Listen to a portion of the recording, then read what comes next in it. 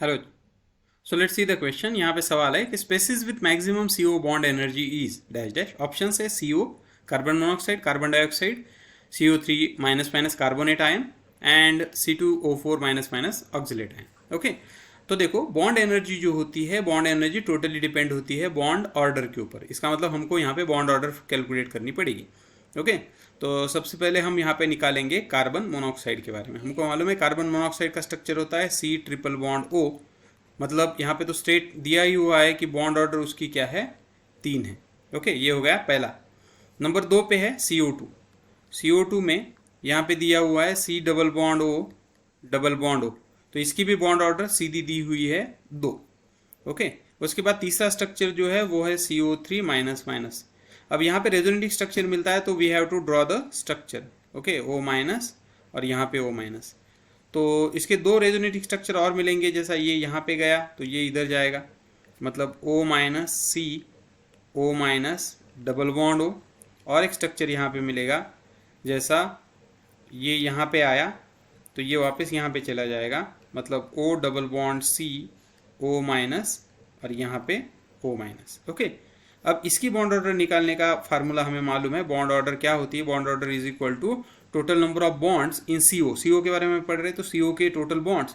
तो देखो यहाँ पे 2 बॉन्ड है, अगर हम इसको ले लें इस तरह से, यहाँ पे 2 है, यहाँ पे 1 है, यहाँ पे, मतलब टोटल बॉन्ड हो गई 4, रेजोनेटिंग स्ट्रक्चर हो गई 3, तो ये आएगा 1.6 और या 1.3। ओके, इसकी बॉन्ड ऑर्डर आएगी 1.3। और आगे है oxalate ion. Okay, oxalate ion C2O4 minus minus लिखते हैं, लेकिन एक्चुअली स्ट्रक्चर इसका ऐसा होता है C double bond O, C double bond O, O minus और O माइनस। अब इसके भी हमको रेजोनेटिंग स्ट्रक्चर निकालने पड़ेंगे। अब देखो एक पोजीशन पे ये होगा, ये बॉन्ड यहाँ पे चला गया, ये यहाँ पे चला गया, ये बॉन्ड यहाँ पे चला आया, ये यहाँ पे चला गया, मतलब O double bond C O minus, C O minus double bond O, ये एक मिल गया। फिर हमने क्या किया, ये यहाँ पे दिया, ये यहाँ पे दिया, तो और एक मिला। ओके, तो मैं यहाँ पे लिखता हूँ O minus C double bond O dash O minus double bond O, और एक स्ट्रक्चर मिलेगा, जैसा ये यहाँ पे गया, ये यहाँ पे गया।